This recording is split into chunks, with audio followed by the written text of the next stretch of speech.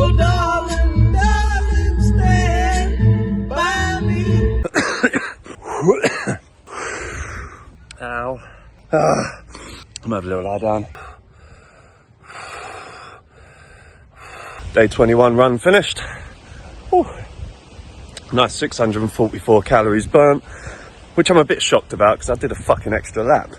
I was hoping extra lap would be an extra 100 fucking calories or some shit, but no. Look at this weather today though, guys. We've got to take this in and appreciate it because it's London and we're not going to get this for much longer, right? Look at those dooming clouds up above waiting for us. So, I'm feeling energized now. I'll be honest, about 30 seconds ago, as you saw, as usual, daily, I'm fucked. Absolutely kills me, this running. But after about a minute, 2 minutes, maybe 3, I can breathe again. And I'm ready for the fucking day. So let's fucking go. Look, if you're looking for something to follow, to start your running journey, or to start your sober journey, or to start just anything, you start watching me, fuck it. Like and subscribe. It'd be great to have you along for the journey. Give me some tips and tricks on how to stay fit because my legs are fucked. Right, we did that leg day 2 days ago. I was moaning about it yesterday. Fucking DOMs take 2 days to kick in, don't they? This morning I was limping like a bitch, but hey, we're back in. We got the run done and we did a bit more than we expected. Look at this fucking lush green tree here. Hey.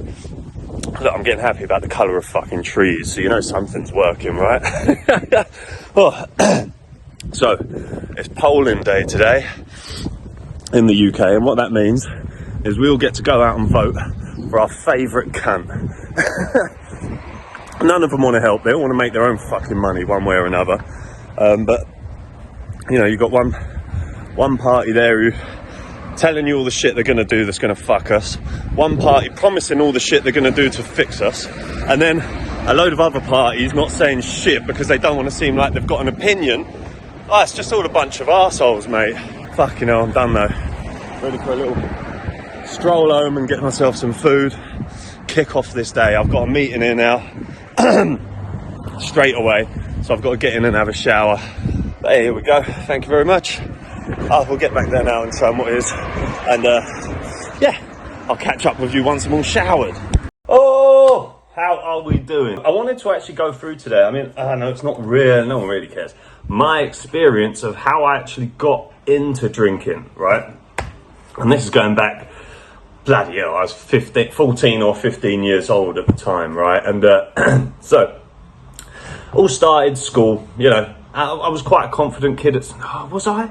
Yeah, I was confident in between my mates, but then obviously there was a wider group at school, put me in a position of pressure, and you know, I went rosy-cheeked and embarrassed, but I was still quite confident, loved to have a laugh with everybody, and I thought, you know, I wouldn't say I was a cool kid, but I could easily merge in.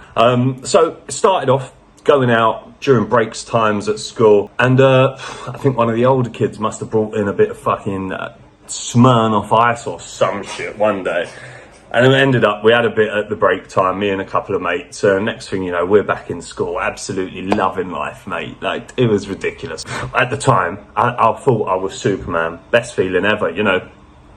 First time drinking, getting that full boost of confidence for the first time, feeling invincible for about 2 or 3 hours until the inevitable happens and you never ever felt as bad in my life. But still carried on weekly. We'd meet up with the elders and have an odd drink. This turned to me going down to the Enfield Lock on a Saturday and Sunday and just turning up as early as possible, meeting my mates in the park, getting bottles of vodka, bottles of whatever we could from our parents' house, just bringing it all to the park and having a bit of a party of a day. And don't get me wrong, great fun, but fucking mate, what were we doing, you know? Could have been doing anything at the time, could have been putting our fucking minds to good use, but instead we were having fun. I look back at it and I don't get me wrong, I don't regret it, but I wish I'd done things differently. Like, my life has turned out a certain way because of the people I've met, because of the things I've done. I might not be in the best position in the world, but I do feel like I was meant to come this way, you know. I was meant to bump into the characters I did, and I am happy I did, because they were great. And you know who you are if you are, well, I don't know if you even know who I am anymore. You know how you lose mates over the years, but Jesus Christ, we had some good times, you know. But this drinking in the park slowly escalated, you see. This is the fucking issue with drinking. So I was like, right, if I'm feeling good after a drink and I'm good, we're going to parties now and I'm getting to the age where we're talking to girls. And I'll be honest with you, it took me a few years to talk to a girl sober. You're sitting there every day, you're going out and you're getting drinks and you're meeting girls and everyone's drunk. Way. It would only be in the morning you ever fucking speak to them sober. But I just wasn't a good place, you know. That all went on at school. College was very much the same. Drinking pretty much probably 2 or 3 days a week at college, which is a fucking joke. Then I worked at Marks and Spencer's at first, right, which was a nice little break from hanging out with my lunatic mates, because my mum used to work in M&S, so she got me a position in the men's section, and then I got promoted up to a suit advisor, so I got to wear a suit. And at the age of 17, I was feeling like a boss, you know, walking around in a suit in M&S, talking to all these baiters, going, oh, yes, sir, I think this looks good on you. No, you should try this. Stupidness. We were going out after work. I'd be finishing up at about 10, meeting up with my mates about 11, just going on driving. And we weren't really drinking too much at that time, to be fair. At the weekends, yes, we'd go down to Leicester Square. That was our key place, because our train went straight into Leicester Square. We could jump off there and get the night bus home whenever we wanted. Oh, we had so much fun. But we were little kids. We weren't allowed into any clubs. We were sneaking into bars, clubs, everything, whatever we could do to have a good night. You know, I say looking back at it, I only remember like 7 out of 3,000 nights. So it's not worth it, guys. But the big one that got me, right? And this is the one of the biggest issues, I think, in Britain itself. I got into a work setting and alcohol became more available than it ever has before. There were more excuses to drink than I ever had before. Everyone in the office, hey, you're coming out, come out for a beer. It's lunchtime, let's go for a beer. After work, let's have a beer. Everything was, let's go, let's have a beer, let's have fun, let's go, let's party. And I was a young dad at the time. You know, and I had a team. I'd progressed, I got promoted. I had my own team in the office that I had to look after. I sound like the old me there. I had to look after, I had to take them out for drinks. I had to show them respect. I didn't have to do none of that shit. I'm pretty sure they would have respected me just as much if I went, hey guys, I can't be out tonight. You guys go have fun. Look, here's a couple of quid. Go get yourself some drinks. I've got to get home.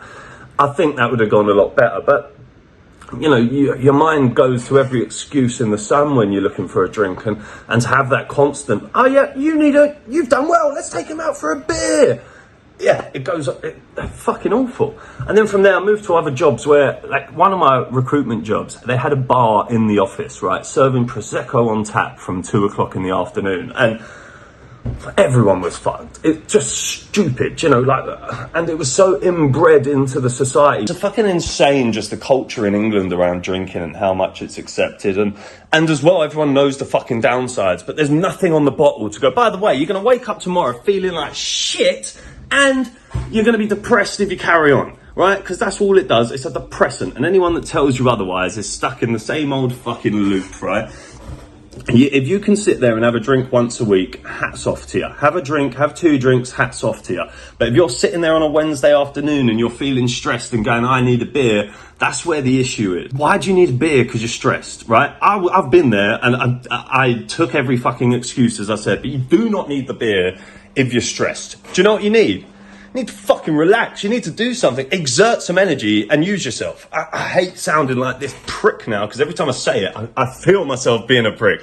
But look, you shouldn't be watching anyway if you're not interested in fucking me talking about getting better, because I'm not going to talk about getting worse. We're not getting any sicker here. We're going to literally do our best to get as healthy as possible. And if that means putting my stuff on the table, telling you how life was, and yes, I reckon I was a shit partner growing and a shit dad when my son was very young, because of the way you were brought up and tied into everything. But now, you know, over the past maybe 3 or 4 years, my life's got back on track so well, and alcohol's still the only thing that's bringing me down. It doesn't bring me down anymore, but when I have it, I know the next day. You know, it's not like I'm sitting there going, oh, I wonder why I feel bad. I know.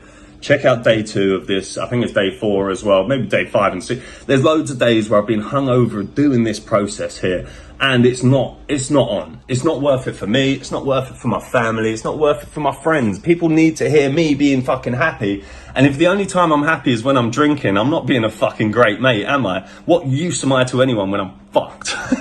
Anyway, oh my God, that was a bit of a alcoholic rant then, but I had to get it out because I'm feeling good and I'm feeling distracted, if that makes sense. Like now I don't want a drink. I don't want one. Like even if someone went, hey, wait, let's go out for beers, I'm like, can we go somewhere else and do something? I would prefer to go fucking throw an axe. I think that's what they call it, throwing axe. Axe throwing. I'm retarded. Anyway, look, guys, this has been an absolute ramble today, but you know, I've got fuck all to do today apart from work, so I don't think I've got anything to show you to record. But guys, look, keep up the journey, keep up the battle. If you are getting sober, get sober with me. If you are running, run with me. And if you are losing weight and just wanting to get a bit fitter, follow along for the journey and let's see how we can get on. Like and subscribe, drop me a comment below. I will respond. Love you guys. Peace.